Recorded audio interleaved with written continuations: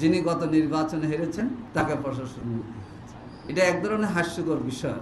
৬টি city corporation, পরে 5টি সিটি কর্পোরেশনের এই নিয়োগ দিয়ে আমরা মনে করি যে জনগণের মতামত এবং জুলাইয়ের যে স্পিড, এটাকে সরকার অবজ্ঞা প্রদর্শন করেছে। এবং দলীয় লোক যদি বিশিষ্ট নাগরিক হতো সেটা ভিন্নভাবে চিন্তা করার ছিল, কিন্তু দেখা যায় যারা বিপুল ভোটে হেরেছে, যেমন গাইবান্ধা 3 বিএনপির জেলা সভাপতি জামাত ইসলামের প্রার্থীর গাড়ি বিপুল ভোটে হেরে তাকে গাইবান্ধা জেলা পরিষদের প্রশাসন নিয়োগ করা হয়। গাইবান্ধা 5টি আসনের মধ্যে 4টিতে জামাত ইসলামী নির্বাচিত হয়েছে। কুড়িগ্রাম 4টি আসনের মধ্যে 4টাতেই 11 দলীয় জোট, 3টি জামাত, 1টিতে এনসিপি জিতেছে। সেখানে যিনি গত নির্বাচনে হেরেছেন তাকে প্রশাসন। এটা এক ধরনের হাস্যকর বিষয়।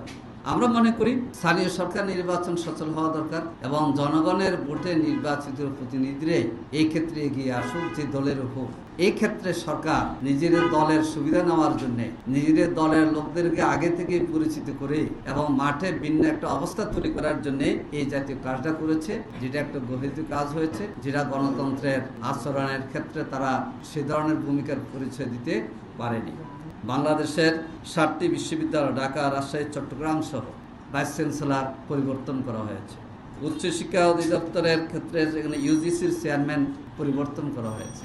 আমরা যদি বুঝতে পারতাম যে তাদের কোনো ধরনের যোগ্যতার ঘাটতি, এই কারণটা যদি আমাদেরকে বুঝাতে পারতো তাহলে আমরা মেনে নিতাম। কিন্তু আমরা মনে করি অন্তর্বর্তীকালীন সরকার অনেকগুলো যাচাই বাছাই করে যোগ্য লোকদেরকে বিশ্ববিদ্যালয়ের ভাইস চ্যান্সেলর হিসেবে নিয়োগ দিয়েছেন। সময়ের পরিবর্তনে পরিবর্তন হবে, এক্ষেত্রে আমাদের ভিন্নতা নাই, কিন্তু আপনার পদত্যাগ করিয়ে দলীয় লোকদেরকে বসাইতে হবে যিনি গত নির্বাচনে প্রার্থী হওয়ার জন্য ক্যাম্পিং করেছেন, পোস্টার করেছেন, দলীয় নেতাদের সাথে মিটিং করেছেন। তাকে বাংলাদেশের সর্বোচ্চ বিদ্যাপীঠের ঢাকা বিশ্ববিদ্যালয়ের ভাইস চ্যান্সেলর করা হয়েছে।